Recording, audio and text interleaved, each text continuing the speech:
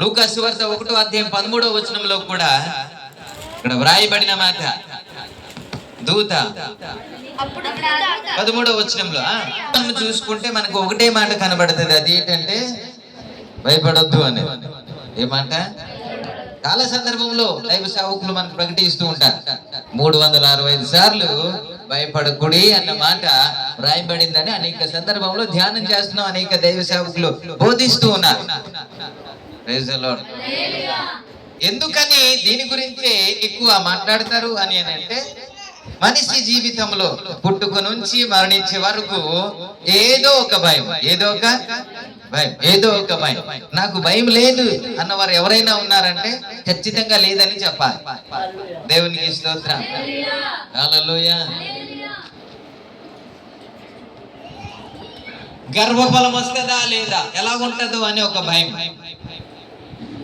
హాస్పిటల్కి వెళ్ళిన తర్వాత ఎలాగుంటదో అదొక భయం. పుట్టబోయే కుమారుడు బిడ్డ ఎలా ఉంటాడో అదొక భయం. పుట్టిన తర్వాత ఎలా పెరుగుతాడో అదొక భయం. తన ఫ్యూచర్ ఎలా ఉంటుందో అదొక భయం. వివాహం చేయాల్సి వచ్చినప్పుడు సరైన సాటి అయిన సహాయం దొరుకుతుందా లేదా ఇదొక భయం. పెళ్ళైన తర్వాత వారి కుటుంబం స్థిరపరచబడుతుందా లేదా ఇంకో భయం. మనిషి జీవితంలో ఎటువైపు చూసినా ఏదో ఒక భయం. ఇంట్లో పరిస్థితి బాగాలేదు, భయం.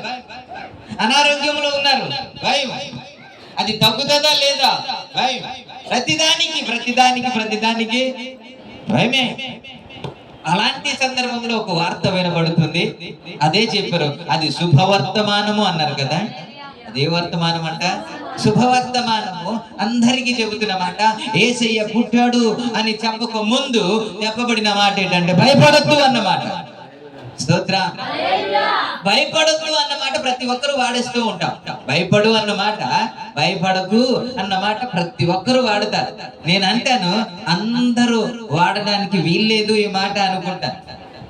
ప్రతి ఒక్కరు భయపడద్దు భయపడద్దు భయపడద్దు అని అంటారు. ఎవరనాలి? నేను ఒక మాట మీకు జ్ఞాపకం చేస్తాను.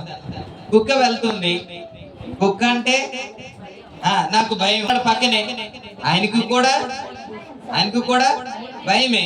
ఇప్పుడు నా దగ్గరికి వచ్చి నేను భయపడుతున్నాను, అతను కూడా భయపడుతున్నాడు. ఇప్పుడు వెళ్ళి భయపడకు అని అంటే ఏమని అర్థం ఉంటుందా?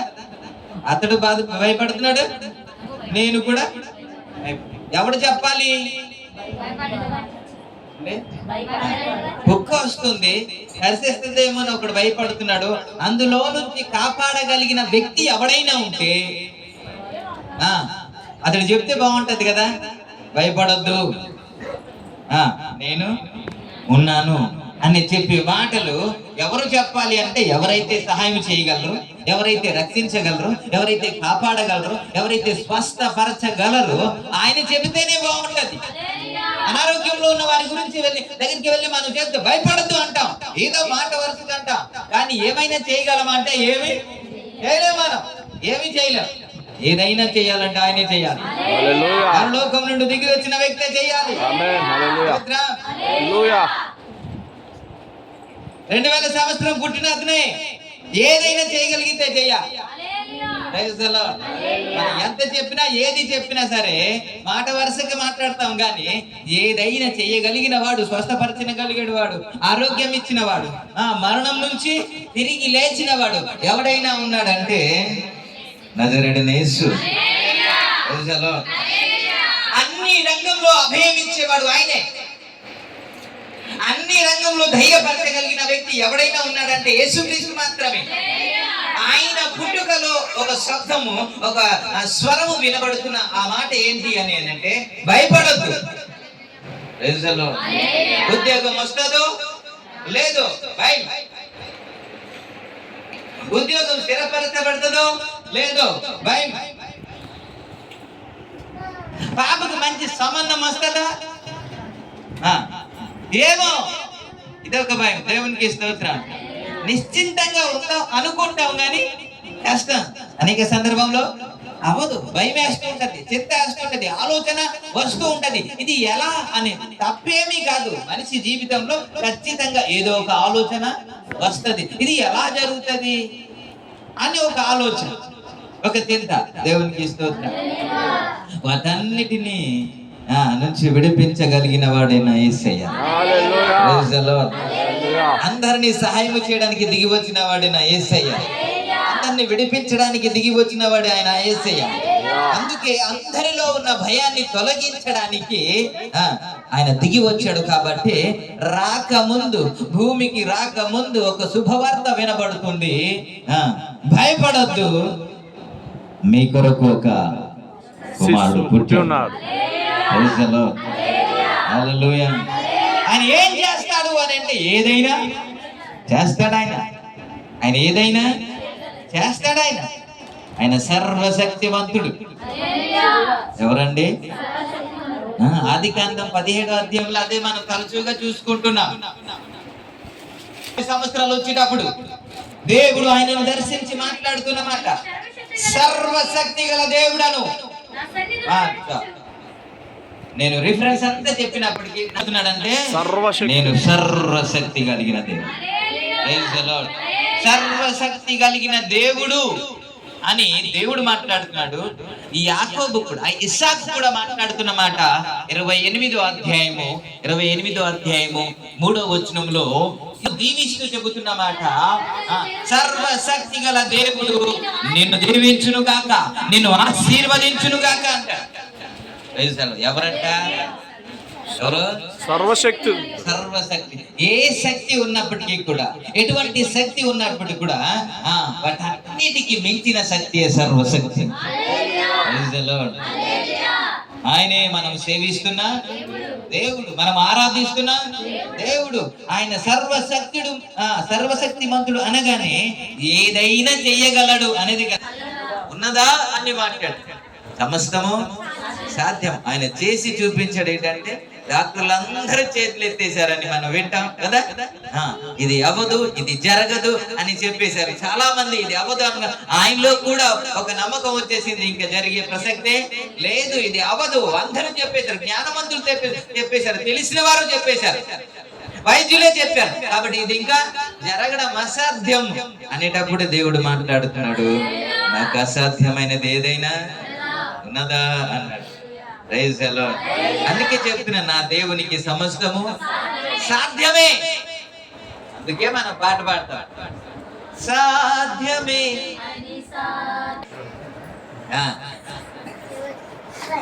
జరగదు అని ఎవరైనా చెప్పినప్పుడు అప్పుడు పాడాలి, మనుషులకి అసాధ్యము గాని దేవునికి సమస్తము. ఆ సాధ్యము చేయపరచగలిగిన దేవుడే మాట్లాడుతున్నమాట. ఆయన గురించి ఒక స్వరం వినబడుతుంది, ఏంటంటే భయపడొద్దు, మీ కొరకు ఒక కుమారుడు పుట్టాడు, రక్షకుడు పుట్టాడు. Praise the Lord. హల్లెలూయా. కొంచెం ముందుకెళ్ళి జ్ఞాపకం చేస్తా. ఆదికాండం మనం 3వ అధ్యాయంలోనికి వస్తే, ఆదికాండం 3వ అధ్యాయంలో 9-10 వచనంలో మనం చూస్తాం, దేవుడైన యెహోవా పలుకుతున్నమాట, ఆదాము నువ్వు ఎక్కడ ఉన్నావు అని అడిగితే అందుకతడు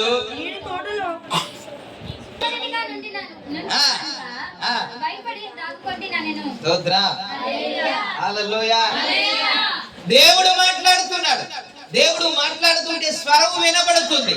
తోటలోనే ఉన్నాడు, తోట బయట అయితే లేడు, తోటలోనే ఉన్నాడు కానీ బయటికి రాలేని పరిస్థితి. ఎందుకని అని అంటే, అయ్యా భయం వేస్తుంది అయ్యా, నేను దిగంబరుగా ఉన్నాను కాబట్టి, నేను పోగొట్టుకున్నాను కాబట్టి, ఏ వస్త్రం అయితే నువ్వు నాకు ఇచ్చావు, ఏ రక్షణ వస్త్రం అయితే ఇచ్చావు, అది పోగొట్టుకున్నానయ్యా, పాపము చేశానయ్యా, నేను అవిధేయుడైనానయ్యా, నీ ఆజ్ఞను అతిక్రమించానయ్యా, నీ మహిమను కోల్పోయానయ్యా, నువ్వు ఎక్కడ ఉండాలో అక్కడ ఉండకుండా నేను దిగజారిపోయానయ్యా, అందుకే నేను రాలేకపోతున్నాను, నేను భయపడుతున్నాను, నీ స్వరము నాకు వినబడుతుంది, నేను తోటలోనే ఉన్నాను అయినా నీ ముందుకు రాలేని పరిస్థితి, భయపడుతున్నాను అని స్వరము వినబడుతుంది. దేవునికి స్తోత్రం. ఎవరైతే భయపడి దేవుని సన్నిధికి రాలేని పరిస్థితిలో ఉన్నారో, తెలిసి తెలియక తప్పు చేసి పాపము చేసి వారు రక్షణ వస్త్రాన్ని పోగొట్టుకుంటే మరలా తిరిగి ఇవ్వడానికి దిగి వచ్చిన దేవుడు నీ దేవుడు. దేవుడు ఎలాంటి వాడు అంటే నీ పాపాన్ని ఎత్తి చూపించి నువ్వు అలాంటి దానివి, నువ్వు ఇలాంటి వాడు అని నీ కించపరిచే దేవుడు కాదు. ఆ బలహీనత చూసి ఒకవేళ తెలిసి చేసిన తెలియక చేసిన నిన్ను క్షమించి మరలా రక్షణ వస్త్రాన్ని అనుగ్రహించడానికి దిగి వచ్చిన దేవుడు ఆయన. హల్లెలూయా. ఆది కాండంలోనే మనం 3వ అధ్యాయంలోనే చూస్తాం అని అర్థం. ఒక గొర్రె పిల్ల వధించబడింది అని అర్థం. దేవునికి స్తోత్రం. ఎందుకని ముందుకు రాలేకపోతున్నాడు? వస్త్రాన్ని పోగొట్టుకున్నాడు కాబట్టి, వస్త్రము లేదు కాబట్టి. స్వరం వినబడుతుందా లేదా? స్వరం వినబడుతుంది. దేవుని స్వరము వినగలుగుతున్నాడు, కానీ ముందుకు రాలేకపోతున్నాడు. ఎందుకని అని అంటే తెలుసో తెలియక చేసిన ఆ తప్పిదమును బట్టి రక్షణ వస్త్రాన్ని కోల్పోయాడు. దేవునికి స్తోత్రం. నీ దేవుడు నా దేవుడు ఎలాంటి వాడు అని అంటే తాను శరీరమును చీల్చబడిన ఆ శరీరంలో నుంచి నీకు రక్షణ వస్త్రం కలుగజేసిన దేవుడు నీ దేవుడు. 10వ అధ్యాయం లూకాసు సువార్త 30 వచనం నుండి మనం తరచుగా ధ్యానం చేస్తున్నాం. ఏంటి అని అంటే ఒక సమరుడి గురించి ధ్యానం చేస్తున్నాం, లేవీయుడి గురించి, యాజకుడి గురించి మనం ధ్యానం చేస్తాం. ఎవరు తన దగ్గరికి వచ్చారు? కొర ప్రాణముతో ఉన్న ఆ వ్యక్తి దగ్గరికి ఎవరు వచ్చారు అని అంటే సమరుడు దిగి వచ్చాడు అనే మాట చూస్తాం. అతని దగ్గరికి వచ్చాడు, అతని దగ్గరికి వచ్చి అతన్ని పరామర్శించాడు, అతన్ని తీసుకెళ్లి అతడు నిలబడే వరకు దేవునికి స్తోత్రం, అతడు బాగుపడే వరకు, అతడు స్వస్థత కలిగే వరకు బాగు చేసిన వాడే సమరేయుడు. దేవునికి స్తోత్రం. హల్లెలూయా. సమరేయుడు ఎక్కడికి వెళ్ళాడు? ఎవరైతే గాయపరచబడి ఉన్నారో, ఎవరైతే అక్కడ ఏమని ఉంటదంటే ఏమి దోచుకున్నారంట 30 వచనం నుండి ఒకసారి చదవండి. దొంగతనం చేయాలంటే ఏం చేస్తారు?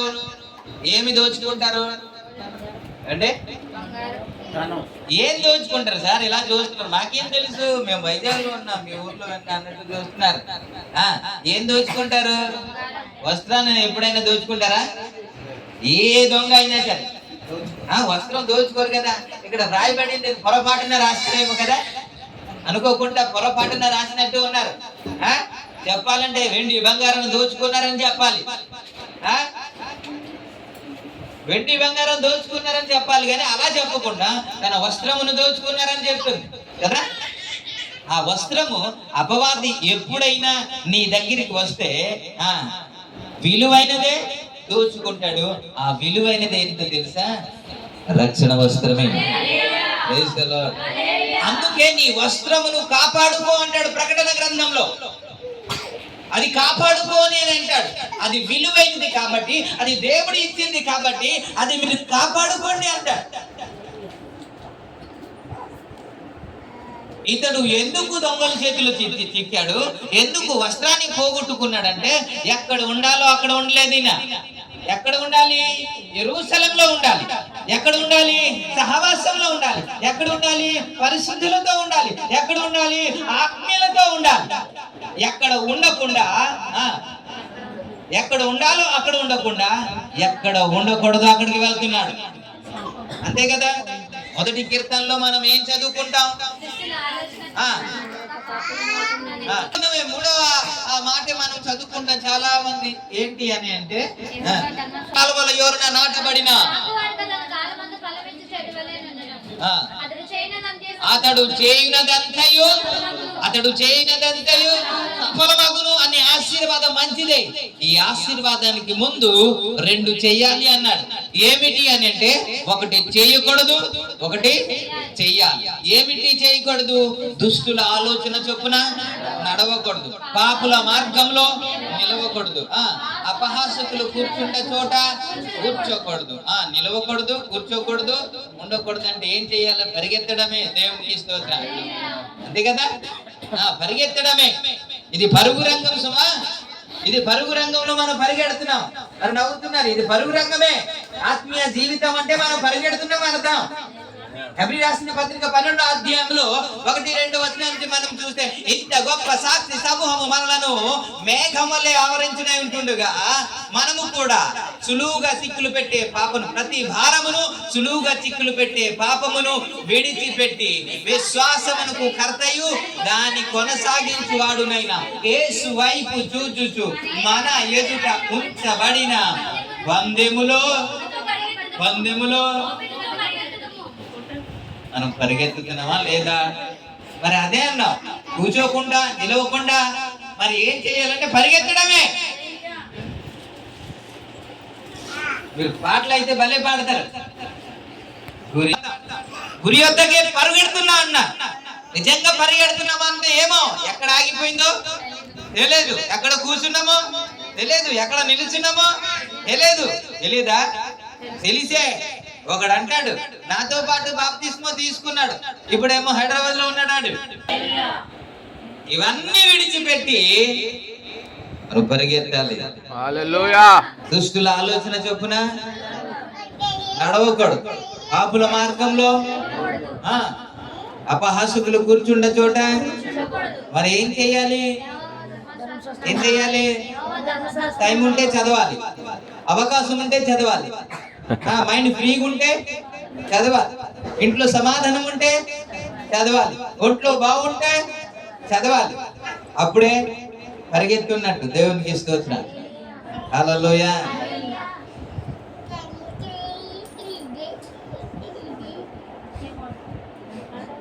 ఎప్పుడైతే సహవాసం వదిలేశాడో, అందుకే నేను తరచుగా చెప్తూ ఉంటాను ఏంటంటే, సహవాసం వదలొద్దు, సహవాసము విడిచిపెట్టొద్దు, సహవాసం ఎప్పుడు విడిచిపెట్టద్దు. ఒక మాట చెప్పనా?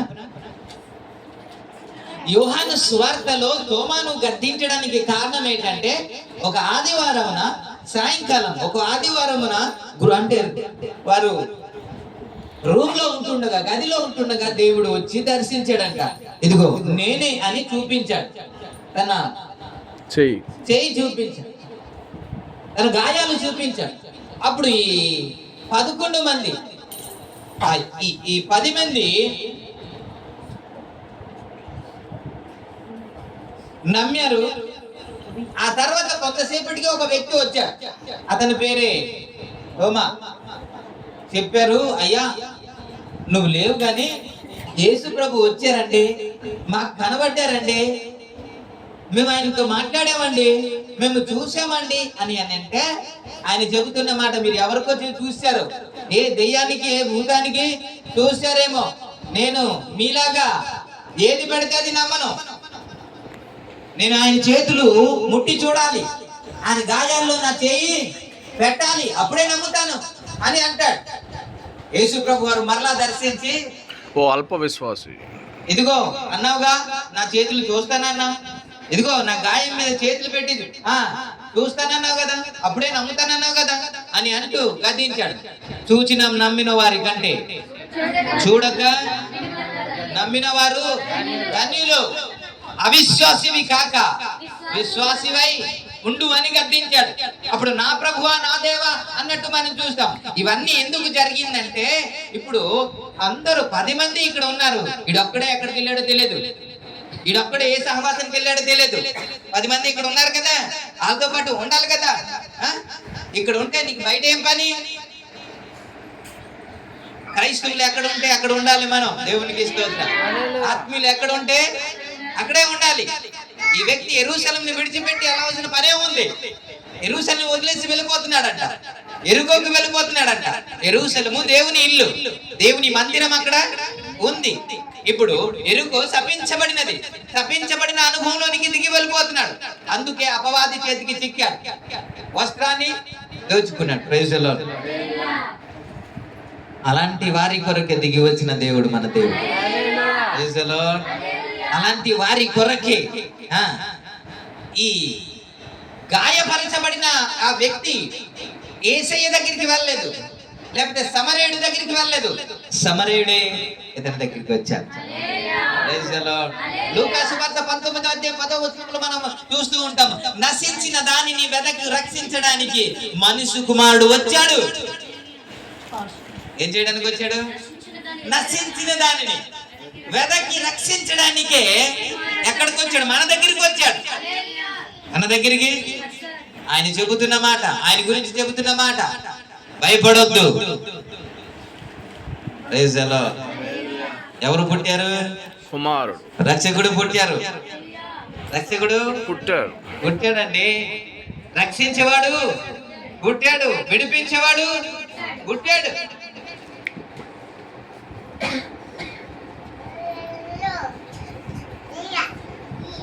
ఏలియా అద్భుతమైన పరిచర్య చేశాడు.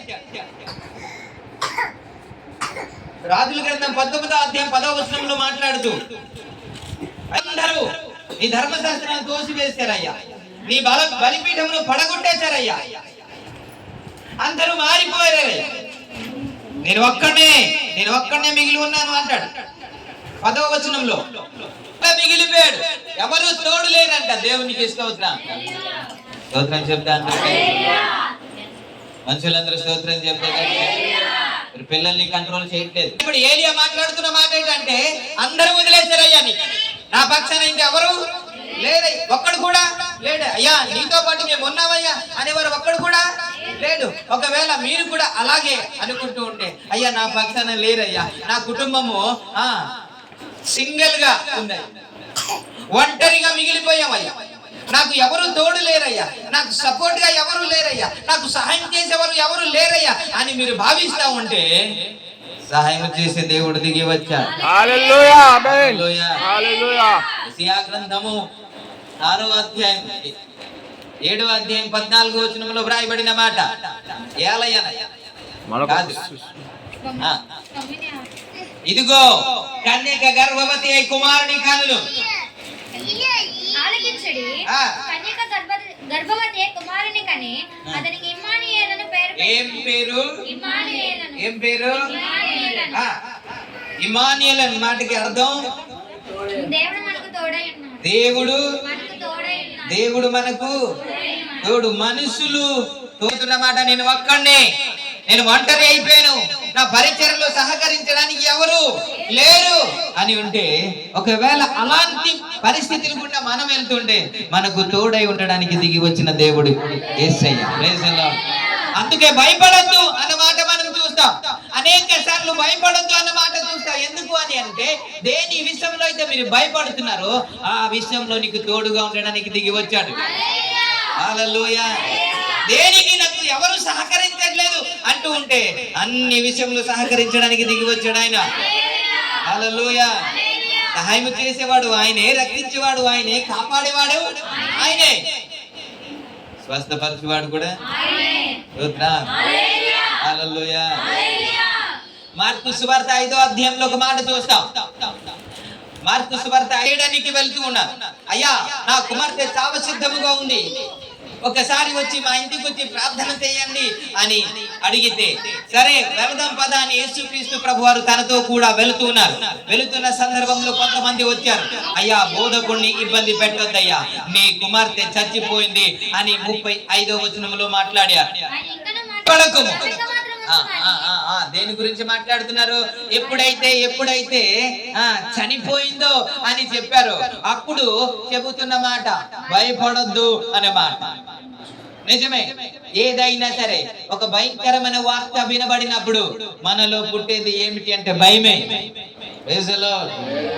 అయ్యా నీ కుమార్తె చచ్చిపోయింది అనేటప్పుడు తనలో పుట్టింది ఏంటి అని అంటే వచ్చింది ఏంటంటే భయమే. అందుకే అంతరంగాన్ని ఎరిగిన దేవుడు కాబట్టి ఆయన మాట్లాడుతున్నమాట, భయపడొద్దు. Praise the Lord. అంటే చనిపోయింది అని అంటే భయపడొద్దు అంటున్నాడంటే ఏమై ఉండాలి ఈయన? ఇప్పుడు చనిపోతే ఎవరు భయపడరండి? అందుకే చెప్పాను, నేను భయపడుతున్నా, పక్కన ఇంకొకటి భయపడుతున్నాడు, నువ్వు భయపడొద్దు అని చెప్తే అర్థం ఉండదు, కానీ ఆయన చెప్తేనే అర్థం ఉంటది. Praise the Lord. హల్లెలూయా. ఎందుకని అంటే మరణమును గెలిచి లేచిన దేవుడు ఆయన, మరణాన్ని ఓడించి గెలిచిన దేవుడు ఆయన. Praise the lord. కొరింథీ రాసిన పత్రిక 15వ అధ్యాయం 55వ వచనంలో, ఓ మరణమా నీ విజయం ఎక్కడ, ఓ మరణమా నీ ముళ్ళు ఎక్కడ అన్న మాట మనం చూస్తాం. అనుగ్రహించే దేవుడు ఆయనే, ఎందుకని అంటే మరణాన్ని గెలిచి లేచిన దేవుడు యేసు క్రీస్తు ప్రభువు. హల్లెలూయా. మరణాన్ని ఓడించిన దేవుడు యేసు క్రీస్తు ప్రభువారు అనేటప్పుడు భయపడొద్దు అని చెబుతున్నాడు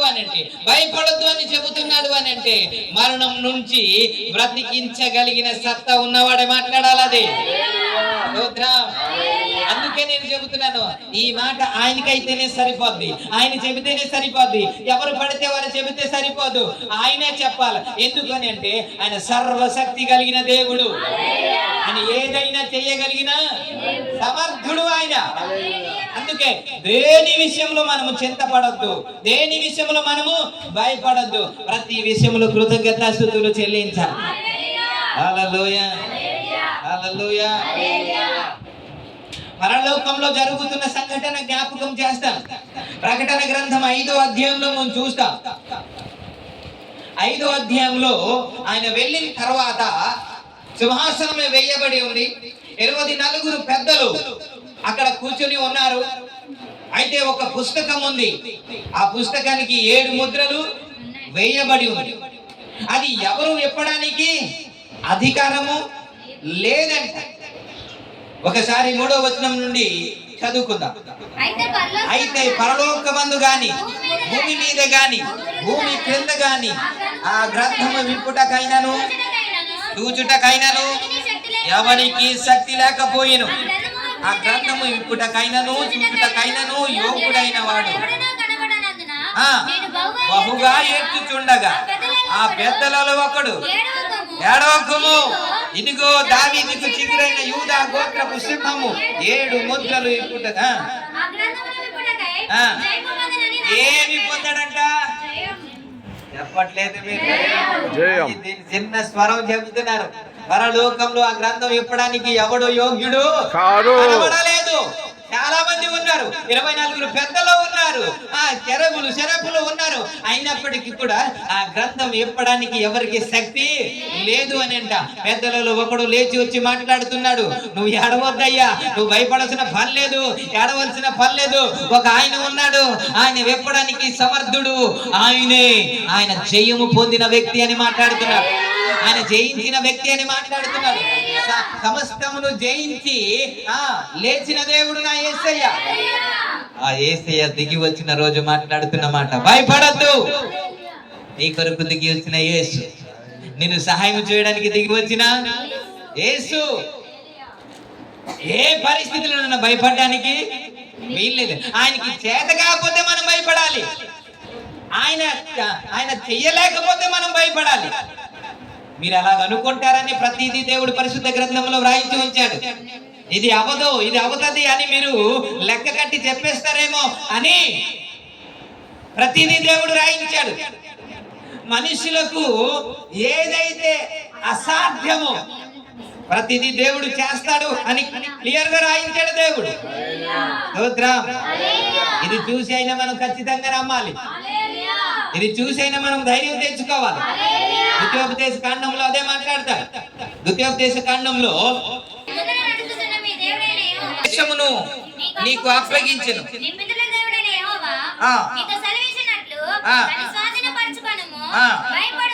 భయపడకుము, అధైర్యపడకుము, నీతో చెప్పి తిని. దేవునికి స్తోత్రం, హల్లెలూయా. మరలా ఇశ్రాయేలు ప్రజలతో మోసే మాట్లాడుతున్న మాట ఏంటంటే, పరిస్థితిని బట్టి వారు భయపడుతుండగా మరలా మాట్లాడుతున్నాడు. ఐగుప్తులో ఏదైతే చేశాడు, అరణ్యములో ఏదైతే చేశాడు, మీ పక్షాన శత్రువులతో యుద్ధము చేసి విజయాన్ని అనుగ్రహించిన దేవుడు మీ పక్షాన ఉన్నాడు, మీకు ముందుగా నడుస్తున్నాడు, మీ పక్షాన యుద్ధము చేస్తాడు, మీ పక్షాన కార్యము చేస్తాడు. కాబట్టి భయపడద్దు, మీరు ధైర్యము తెచ్చుకోండి, మీ పక్షాన దేవుడు ఉన్నాడని మాట్లాడుతున్నారు. ఇంతగా దేవుని వాక్యము చెబుతున్నా కూడా భయపడితే నేను ఇంకేం చేయలేదు. మాట్లాడుతున్నవాడు నమ్మదగిన దేవుడు, ఆయన మాట్లాడుతున్నవాడు సర్వశక్తిమంతుడు, మాట్లాడుతున్నవాడు మాటను నెరవేర్చే దేవుడు, ఆయన శక్తివంతుడు, ఆయన ఏదైనా చేయగలడు నీ జీవితం. తగిన సమయంలో దేవుడు కార్యము చేస్తాడు. హల్లెలూయా. మనం మాట ఇచ్చి మాట తప్పిపోవచ్చు, కానీ ఆయన మాట ఇచ్చి తప్పిపోడు. ఆయన అబద్ధ మాటనికి నరుడు కాడు. పశ్చాత్తాప పడ్డానికి నరపుత్రుడు కాడాయన. ఆయన ఏది చెప్తే అదే జరిగిస్తాడు నీ జీవితంలో, నీ కుటుంబంలో అదే జరిగిస్తాడు. ఒక గడిచిన దినాల్లో దేవుడు ఏమేమి చేశాడు ఒక్కసారి ఆలోచన చేసుకోండి. దేవుడు వింత కార్యాలు మీ జీవితంలో జరిగించాడు, అద్భుతాలు జరిగించాడు, ఎప్పుడు ఊహించలేని కార్యము జరిగించాడు, ఎన్నడూ జరగలేని కార్యం మనము రుచి చూశాం. అదే దేవుడు మీకు తోడై ఉన్నాడు. మీకు తోడై ఉండడానికి దిగి వచ్చిన దేవుడు ఆయన, ఇమ్మానుయేలుగా దిగి వచ్చిన దేవుడు ఆయన. అందుకే చెబుతున్నమాట, భయపడొద్దు, భయపడొద్దు, నేను మీకు తోడై ఉన్నా. హల్లెలూయా. మోసే ఇశ్రాయేల్ ప్రజలతో మాట్లాడుతున్న మాట ఏంటంటే, భయపడొద్దు, అధైర్య పడవద్దు, ఐగుప్తులోను అరణ్యంలోను మీ పక్షాన యుద్ధము చేసిన దేవుడే మీకు తోడై ఉన్నాడు, మీకు ముందుగా నడుస్తూ.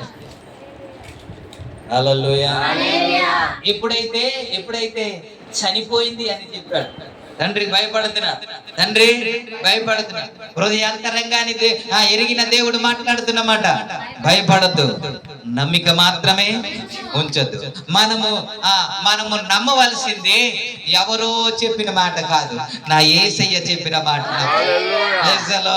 నిజానికి చెప్పాలంటే ఏ వైద్యుడో చెప్పారు, ఏ డాక్టర్ చెప్పారు, అయ్యా మీ పాప చనిపోయింది, మీ కుమార్తె చనిపోయింది, ఇంకా బ్రతకడం అసాధ్యం, ఇది ఇలా జరగడం అసాధ్యం, ఇలా స్వస్థత రావడం అసాధ్యం అని చెప్పేశారు. వాస్తవమే, కానీ ఎవరు చెప్పాలి అంటే నా దేవుడు చెప్పాలి, సృష్టికర్త చెప్పాలి, సర్వశక్తిమంతుడు చెప్పాలి, సమస్తము చేయగలిగిన వాడు చెప్పాలి, ఇది జరగదు అని ఆయనే చెబుతున్నాడు. నువ్వు నమ్మిక మాత్రమే ఉంచు, భయపడద్దు అనేటప్పుడు ఎందుకు భయం? ఆడపడతా దిగులేలా సోదరా అనేటప్పుడు ఏమని మాట్లాడాడు యేసయ్య? భయపడద్దు అని చెబితే మనం చెప్పినట్లు ఆయన చెప్పలేదు. నేను కూడా వెళ్ళాను, బృందవతి గారి దగ్గరికి వెళ్ళి ప్రార్థన చేయడానికి వెళ్ళా. అది సమయం కానీ పంపించలేదు, రిక్వెస్ట్ చేస్తే పంపించారు, నాకు సింగిల్ గా పంపించారు. వెళ్ళాను, ప్రార్థన చేశాను, వచ్చాను. సో ఆయన గారు కొద్దిగా బాధతో ఉన్నాడు, ఏడుస్తూ ఉన్నారు, చింతతో ఉన్నారు. ఏం చెప్పాలి అప్పుడు? నేను ఏం చెప్పాలండి? భయపడొద్దు, ధైర్యంగా ఉండని చెప్పాలి. నేనే చెబుతుంటే ఇంత ధైర్యం వస్తే మరి ఆయన చెబితే అంత ధైర్యం రావాలి మీకు.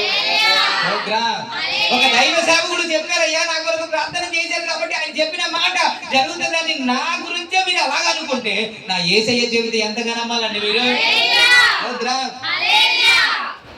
ఆయన చెబుతున్నమాట, భయపడొద్దు, నమ్మిక మాత్రమే ఉంచు. చాలా మంది హేళన చేశారు.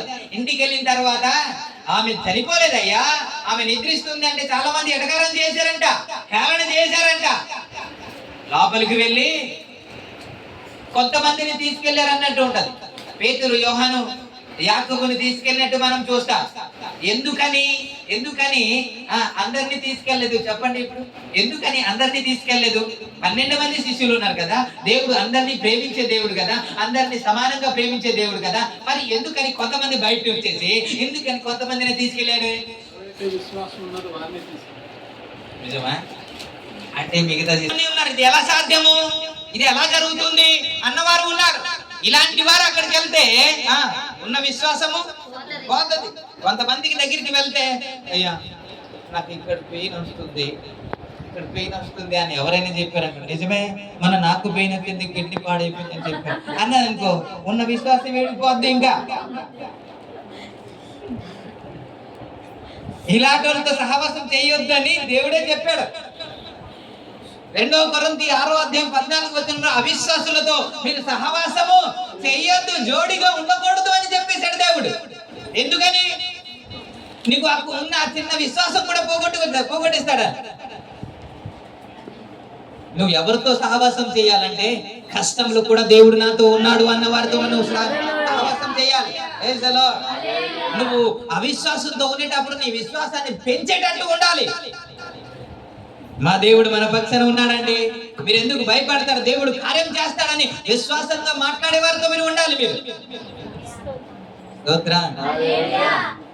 అందుకే ఇలాంటి వారు కొంతమంది ఉంటే వారిని పక్కన పెట్టేసి ఎవరైతే విశ్వాసంగా ఉన్నారో వారిని లోపలికి తీసుకెళ్లి ప్రార్థన చేసిన తర్వాత ఆ కుమార్తె బ్రతికితే ఎవరైతే హేళన చేశారో ఇప్పుడు నోటి మాట్లేదు, దేవునికి స్తోత్రం కలుగును గాక. ఏరా ఇందాక హేళన చేశారు కదా, ఎటకారం చేశారు కదా, పడుకుంది నిద్రిస్తుంది అంటే ఏమేమో మాట్లాడారు కదా, ఇప్పుడు ఏం మాట్లాడతారు? ఇప్పుడు మాట్లాడడానికి ఏం లేదు. దేవునికి స్తోత్రం. ఆ యేసయ్య చెబితే ఏదైనా. అందుకే దేవదూత మాట్లాడుతున్నమాట,